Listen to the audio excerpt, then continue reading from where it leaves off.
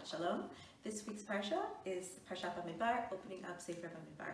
And the Parsha opens with a list of the Nisi'im, the leaders of the individual Shvatim, the individual tribes. And I'd like to talk about the name of one of the Nisi'im that perhaps we don't always focus on, and that is the Nasi of the Shana Bet. Here in Bamidbar, Parak Aleph, Pasuk Yud Talad, we are told his name, Legad El Yasaf ben Du'uel. The Nasi of God, whose name is El Yasaf ben Du'uel, and later in Nasa, when we're told about the korbanot that the Nisi'im bring during the sanctification, the dedication of the Mishkan, again we are told that the name of the Nasi of Shevet Gad, is El Yasaf ben Du'uel. But there's something quite interesting in our parsha, which is that later in our parsha we are told about the encampment of Bnei Israel, how they travel in the Midbar, and they travel according to tribes. And when the tribe of Gad is mentioned, the name of Gad's Shevet is actually changed. It's no longer El Yasaf ben Du'uel, but the name there is changed to El Yasaf ben Reuel.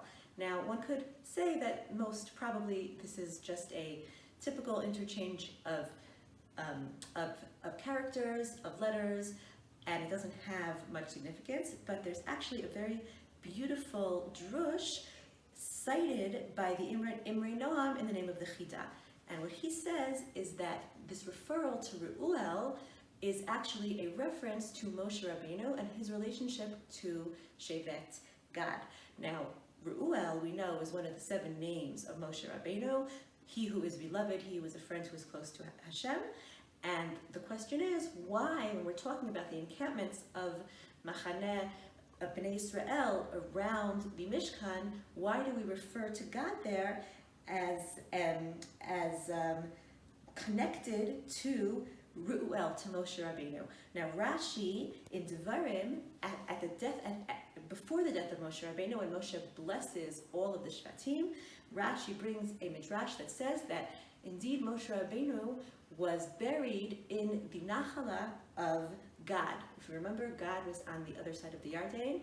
Their Nachala was not in Eretz Yisrael, and here the relationship between Moshe Rabbeinu and God is emphasized, that there was a particularly loving relationship between Moshe Rabbeinu and God, and that indeed Moshe was buried in God's Nachala. And the question is why? And why Dafka, when we're talking about the way the Shvatim traveled in the Midbar, why there do we talk about this relationship with Moshe Rabbeinu? So the key, I think, is to look at how the Shvatim traveled, right? So if you look at the way they were encamped, we have in the north, Dan, Asher, and Naphtali. In the south, Reuven, Shimon, and Gad. In the east, Yehuda, Issachar, and Zevulun. And in the west, Ephraim, Menashe, and Benjamin. Now, if you look at each one of those groups is led by one Shevet, right? So in the west, we have Ephraim, who is the Bechor, the firstborn of Yosef, right? Yosef is the firstborn of Rachel, and he is given the double portion, and his chosen Bechor is Ephraim. In the south, we have Reuven, who is the Bechor of Am Yisrael. In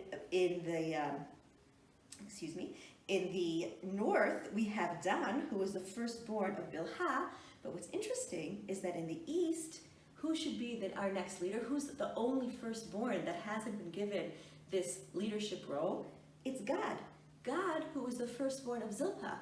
He's not given that leadership position. Instead, that's given to Yehuda, who we know deserves that place of leadership because he is our natural leader. He is born into kingship, and we see that he actually actualizes his potential later in Jewish history. But what that means is that God actually was willing to step back and let Yehuda take his place, right? He goes with Reuven, Shimon, and Gad, and he doesn't take that leadership place that he could have argued that he deserved. So what's the message here? And why was he so particularly loved by Moshe Rabbeinu?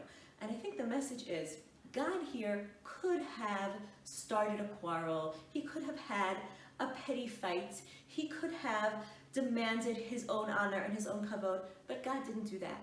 And I think that that Moshe Rabbeinu, who had to deal with all of Am Yisrael and all of their quarrels, especially appreciated that midah, that quality of God. And I think that especially in times when perhaps we're in close quarters with our families, or we're in times of particular stress, that mitzvah of God is a very hard one to hold on to. Not to be irritated by small things, not to insist on things that seem extremely important to you right now, but to have that ability to step back, to have a larger perspective, to think about the greater good, and to really do what's right in terms of the bigger picture.